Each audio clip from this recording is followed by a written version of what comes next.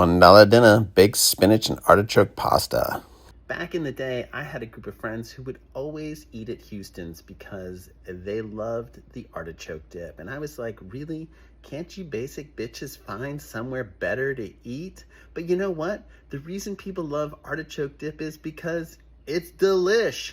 And this pasta is basically an artichoke dip pasta. I first started cooking it during the pandemic when I was trying to find vegetarian meals that the omnivores would like. And it turns out it was a real hit. It was such a hit that I made it so many times that now no one in my family will eat it anymore. But it's been 5 years since the pandemic. So I decided to resurrect it. And you know what? It was even better than I remember. Saute like a half cup of diced onion and some chopped garlic and a couple tablespoons of butter, and then just add a shit ton of fresh spinach. The recipe actually calls, I think, for frozen spinach, but I didn't have any in the house, so I used fresh spinach. I put so much, I think the recipe calls for 10 ounces. I just put like most of a bag in here, and really, I thought it was going to be too much. Like, this is never going to cook down, and I'm just going to spill it out of the pan, but have faith, ye brethren, because it did cook down in time. And then you just mix it around and add a 14-ounce can of artichoke hearts.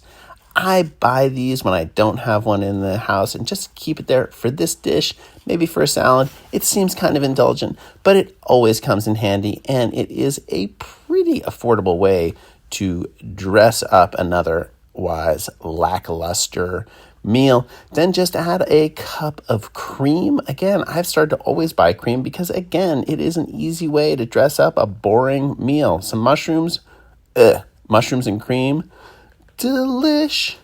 Then just add like a half a cup or so, maybe a cup of grated Parmesan cheese. Mix that around and let it cook down. I let this cook down for like 7 minutes while I was doing God knows what else.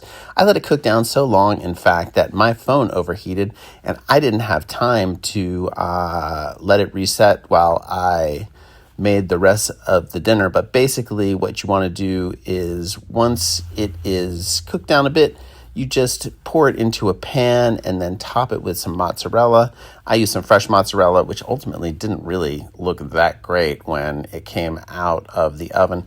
Bake it for 20 minutes at like 350 and you're done. But damn, this thing tasted so good. I really didn't think I'd get my wife to eat any of it, but we each went back for seconds.